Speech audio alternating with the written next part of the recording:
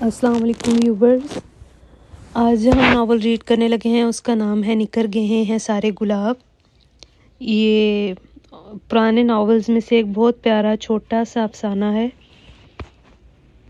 انشاءاللہ آپ لوگوں کو پسند آئے گا.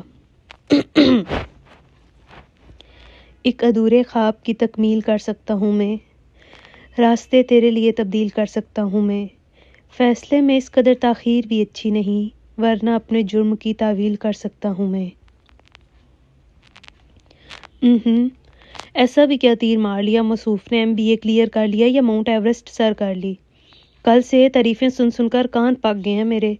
سچ دادی اماں کو تو موقع ملنا چاہیے اور ستو کے جانشین کی تعریفوں کی تسبیح کرنا شروع کر دیتی ہیں. اس نے سخت بدمزہ ہو کر کیتلی سلیب پر پٹکی تھی. اب یہ پورے جہاں کو خبر دینے کی کیا تک تھی بلا لے کہ میرے ہائے اوئی ہائے امی جوش میں چائے اپنے ہی ہاتھ پر گرا لی تھی. نتیجتاً بائیں ہاتھ کی پشت اور تھوڑی سی کلائی جل گئی. مارے تکلیف کی آنکھیں فوراً ہی شفاف پانیوں سے بھر گئیں. پی لیں چائے، ٹھونس لیں سارے لوگ، میری ہی شامت آتی ہے. ساری مصیبتیں بس میرے ہی لیے ہیں. وہ کمینی ہدایہ کی بچی کا ٹیسٹ ہے صبح. ہائے امی ہائے ابو، کسی کو میری پرواہ نہیں ہے. اوف کتنی جلن ہو رہی ہے. جلدی جلدی کیبنٹ کی تلاشی لیتی وہ بولنے کا شغل بھی ساتھ میں جاری رکھے ہوئے تھی. اوف یہ برنال کہاں دفع ہو گئی، بھاڑ میں جائیں سب. اس نے پوری قوت سے کیبنٹ بند کیا اور ہاتھ نل کے نیچے کر لیا. آپی سعد بھائی کہہ رہے ہیں چائے نہیں بنی ابھی تک. حشام بال ہاتھ میں اچھالتا ہوا اندر آیا. زہر نہ دے دوں تمہارے سعد بھائی کو، نہیں بنی چائے وائے. وہ اس پر پل پڑی. کیا ہوا آپی؟ حشام اس کے آنسوؤں کی روانی دیکھ کر گھبرا گیا تو فوراً ہی لپک کر سنک تک آیا. مرڈر ہو گیا میرا، مر گئی ہوں میں، بن گئی چائے. نوکر نہیں ہوں میں کسی کی، لے جانی ہے تو لے جاؤ. ڈال کر یہ پڑی ہے چائے. وہ اسے حکم دے کر باہر نکل گئی. سامنے سے ہی سعد صاحب تشریف لا رہے تھے. حد ہو گئی اشنا، میں نے گھنٹہ بھر پہلے کہا تھا چائے کا، ابھی تک چائے چائے چائے چائے پینے کے سوا کوئی دوسرا کام بھی آتا ہے آپ کو؟ دودھ 28 روپے ہو گیا اور چینی پتی کا تو کوئی حساب ہی نہیں. خود کمائیں گے تو دماغ ٹھکانے آئے گا. باپ کی کمائی ہے، عیش کرو عیش کرو. اپنا نزلہ اس پر گرا کر وہ بدتمیزی سے کہتی ٹی وی لاؤنج میں غائب ہوگی. سعد اس کی پھٹکار پر غور کرتا ہی رہ گیا. ہو سکے تو میرے 2-3 کام کرو. بار بار اسی جملے کی گردان کرتا ہے. احتشام بیٹ ہاتھ میں لیے ستار بجا رہا تھا. کارنر میں کپڑوں کا ڈھیر پریس کرتی اشنا حیدر بمشکل اپنا غصہ ضبط کیے پاس ہی سبزیوں کی منڈی لگائے بیٹھی ہدایہ سے سرگوشیوں میں باتیں کر رہی تھی. ہدایہ کا منہ اتنی ہی تیزی سے چل رہا تھا جتنی تیزی سے وہ گاجریں کاٹ رہی تھی. ہو سکے تو میرے حشام کا راگ بلند ہونے کی دیر تھی کہ اشنا کا ضبط جواب دے گیا. اس نے ہدایہ کے ہاتھ سے گاجر چھپٹ کر احتشام کا نشانہ لیا. اس کا نشانہ ایک تو ویسے ہی کچا تھا، دوسرا اندھا دھند فائر کیا تھا، اس لیے گاجر احتشام کے بجائے ابھی اندر آتے ساتھ کا مزاج پوچھ بیٹھی. وہ اپنا گھٹنا پکڑ کر وہ اس اچانک افتاد پر بوکھلا کر کارپٹ پر ہی رکھے کشن پر ڈھیر ہو گیا. ظالم کیا طاق کے نشانہ مارا. سچ اشی تمہیں تو رائفل کلب میں ایڈمیشن لے لینا چاہیے. کتنی واہ واہ ہوگی ہماری. احتشام بیٹ سنبھال کر کھڑا ہوا. اشنا نے دانت کچکچائے. دفع ہو جاؤ اپنے بے سرے راگ سمیت یہاں سے، ورنہ میرا نشانہ واقعی نہیں چوکتا. اس نے دوسری گاجر کی طرف ہاتھ بڑھایا مگر احتشام نظر سے غائب ہو چکا تھا. یہ کیا بدتمیزی تھی اشنا، کہیں اور لگ جاتی تمہاری یہ توپ تو. ہدایہ نے گاجریں کھانے کا سلسلہ موقوف کر کے اسے گورا. اس میں میرا کیا قصور ہے بلا؟ تمہارے بھائی صاحب بھی غلط وقت پر اندر آئے ہیں. وہ لاپرواہی سے کندھے اچکا کر قمیص سیدھی کرنے لگی. BSc کے اسٹوڈنٹ ہو تم اور حرکتوں میں بچوں کو بھی مات کر دیتی ہو. سعد اپنا گھٹنا سلاتے ہوئے تعصب سے بولا. آپ کو کیا ہے بچوں جیسی حرکتیں کروں یا بندروں جیسی؟ احتشام پھر سے اندر گھسایا. آتے ہی جملہ اچک لیا. تم چپ ہی رہو چمچے کہیں کے. وہ تڑک کر بولی تھی. جانے اس لڑکی کو مجھ سے کیا پرخاش ہے. سعد نے اس کے سبھی چہرے پر پھیلی سرخی کو دیکھ کر سوچا. اوہ زبردست، ونڈرفل، کتنا زبردست بریسلیٹ ہے، بالکل گولڈ کا لگ رہا ہے. مہوش کی نازک کلائی میں پڑا نفیس سا بریسلیٹ واقعی بے حد اچھا لگ رہا تھا. اشنا نے کھلے دل سے تعریف کی. کب خریدا؟ اس نے مہوش کے تفاخر سے اٹھے چہرے پر نظر ڈالی. کب خریدا؟ کامن یار، اب تو کم از کم تم ایسے سوالات نہ کیا کرو. وہ ناز سے کہہ کر ہنسنے لگی. تو کیا یہ بھی گفٹ دیا ہے سعد ارتضیٰ نے؟ جی ہاں، کل ہم طارق روڈ گئے تھے. پہلے ڈھیر ساری شاپنگ کروائی سعد نے اور پھر زبردست سا ڈنر. سچ اشنا مزہ آ گیا. اس نے فرسٹ ڈویژن میں MBA کیا ہے نا، اسی خوشی میں ٹریٹ لی ہے. مگر کل تو سعد. اس نے سر جھٹک کر اس کی مزید شاپنگ کی تفصیل پوچھنا شروع کر دی. پتہ تھا اسے کون سا بتائے بغیر چین آنا تھا. مہوش اس کی اکلوتی پھپھو طیبہ کی بیٹی تھی. طیبہ پھپھو کی 3 بیٹیاں تھیں لیکن اشنا کی سب سے زیادہ دوستی مہوش سے ہی تھی. اس دوستی میں زیادہ ہاتھ مہوش کا ہی تھا ورنہ پھپھو اپنی عمارت کے فخر میں ان سے کم ہی ملتی تھی. حیدر حسام اور ارتضیٰ حسام دونوں بھائی گلشن آباد میں رہائش پذیر تھے. وہ 2 ہی بھائی تھے اس لیے جوائنٹ فیملی سسٹم میں رہتے تھے. طیبہ حسام کی شادی بہت اونچے گھرانے میں ہوئی تھی. وہ ڈیفینس میں رہتی تھیں. ارتضیٰ حسام بڑے تھے. ان کے 2 ہی بچے تھے، سعد اور ہدایہ.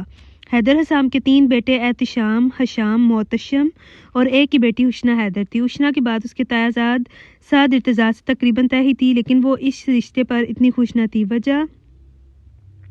وجہ مہوش فیضان تھی جس کا سعد کے ساتھ چکر زور و شور سے جاری تھا. اسے سعد ارتضیٰ سے سخت الجھن محسوس ہوتی تھی.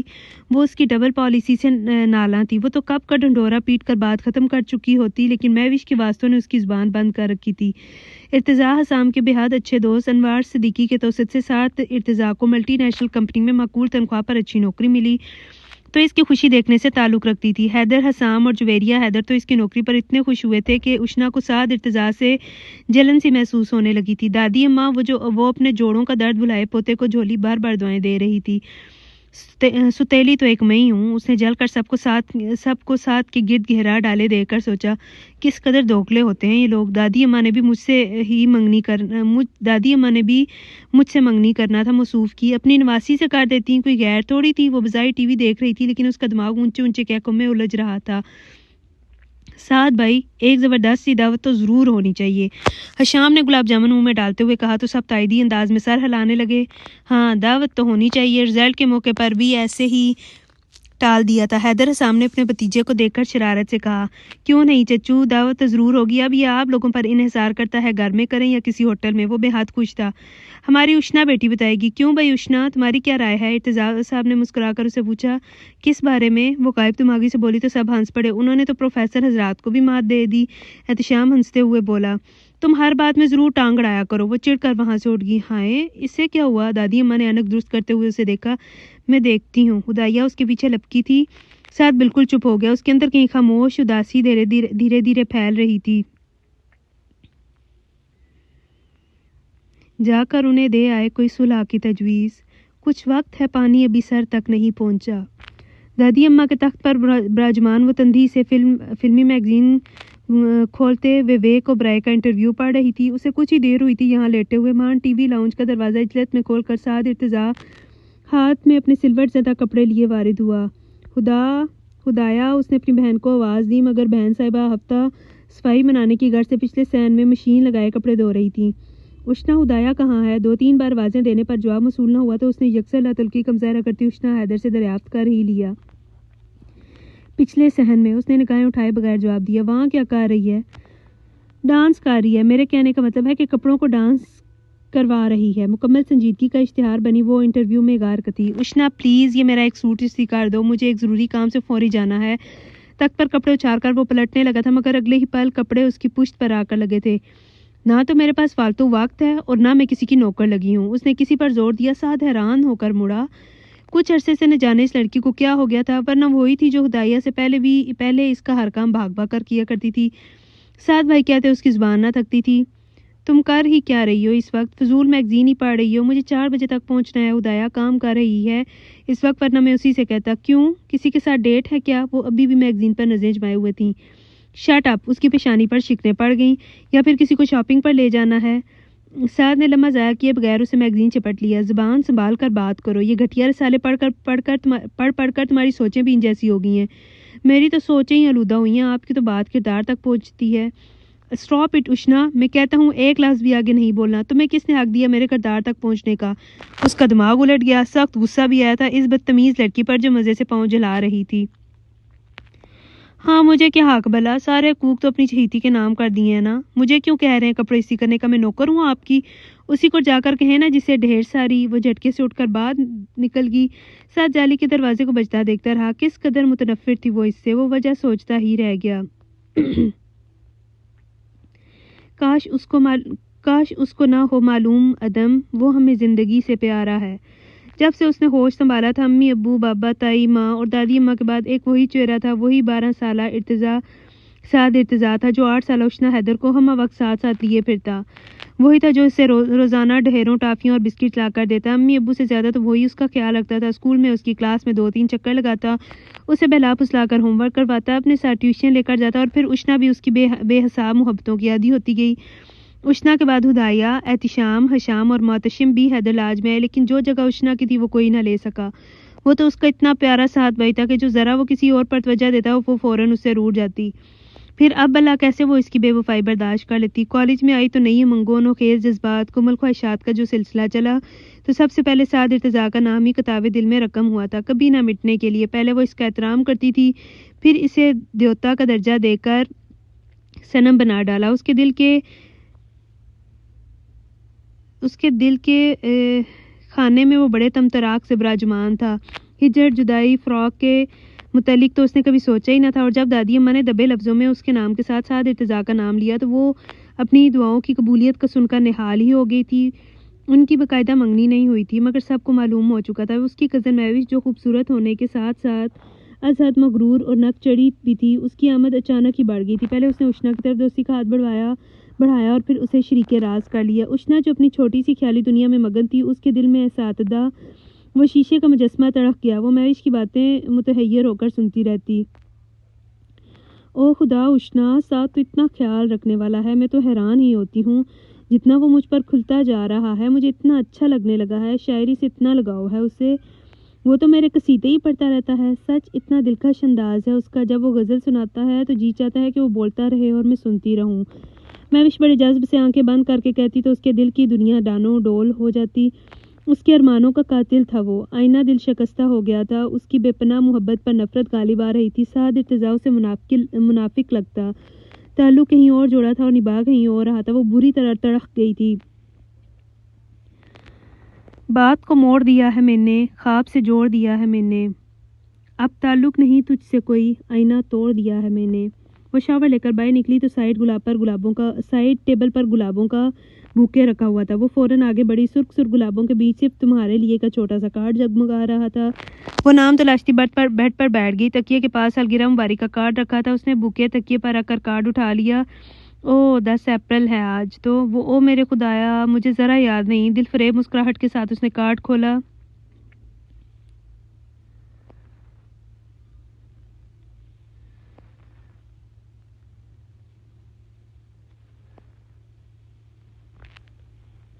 جلتی شمیں، روشن چہرے، کامنی لڑیاں، نازک سہرے، نرگس، بیلا، موتیا، لالا، جوہی، چمپا اور بنفشہ، ہر کوئی شاد ہے نا، آج تمہاری سالگرہ ہے، دیکھو موسم ہم کو یاد ہے نا۔ مختصر نظم کے نیچے لکھے نام کو پڑھ کر اس کے شفاف ماتھے پر شکنیں پڑ گئیں۔ لب بھینچ کر اس نے بوکے میز پر پٹک دیا۔ جانے کیا ثابت کرنا چاہتے ہیں مجھ پر، مجھے نہیں چاہیے ایسی بٹی ہوئی محبتیں۔ اشنا جھٹکے سے کھڑی ہوگی اور دونوں چیزیں اٹھا کر باہر نکل آئی۔ اس کا رخ سعد ارتضیٰ کے کمرے کی طرف تھا۔ آہستگی سے دروازہ کھول کر وہ اندر آ گئی۔ اندر کوئی بھی نہیں تھا، سادگی سے سجا اس کا خوبصورت کمرہ اس کے ذوق کی نشاندہی کر رہا تھا۔ اشنا نے کوئی لمحہ ضائع کیے بغیر دونوں چیزیں اس کے بیڈ پر دے ماری۔ گلاب چاروں طرف بکھر کر اپنی ناقدری پر ماتم کناں ہو گئے۔ بیڈ کے عین اوپر لگی اس کی جمبو سائز تصویر کو زہر خند نگاہوں سے دیکھتی وہ دروازہ دھاڑ سے بند کرتی باہر نکل گئی۔ سعد ٹیرس پہ بیٹھا اپنی فائلز دیکھ رہا تھا۔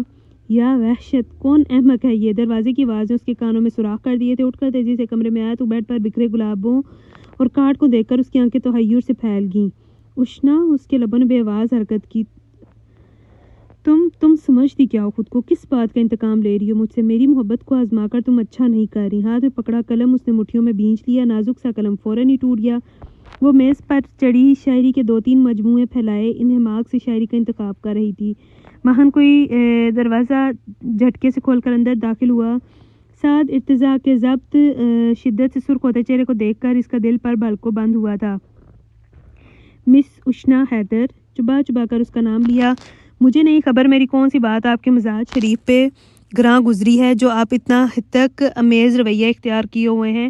وہ اس کے سامنے آ کر کھڑا ہو گیا۔ اشنا، تم میری نرمی کا ناجائز فائدہ اٹھا رہی ہو، تم اگر کسی لحاظ سے میری نوکر نہیں ہو جس کا تانا تم اکثر ہی دیتی رہتی ہو تو میں بھی تمہارا کوئی زیر دست نہیں ہوں، سمجھی تم؟ مگر آج میں اتنا ضرور معلوم کرنا چاہوں گا کہ تمہارے رویے کا سبب کیا ہے، تم اتنی نفرت کرنے لگی ہو مجھ سے۔ آخر میں اس کا لہجہ پست ہو گیا۔ اشنا کے لبوں پر طنزیہ مسکراہٹ پھیل گئی۔ بہت خوب مسٹر سعد ارتضیٰ، بہت خوب، تقریر تو آپ بہت اچھی کر لیتے ہیں۔ اس نے ہلکی سی تالی بجا کر داد دی اور میز سے نیچے اتر آئی۔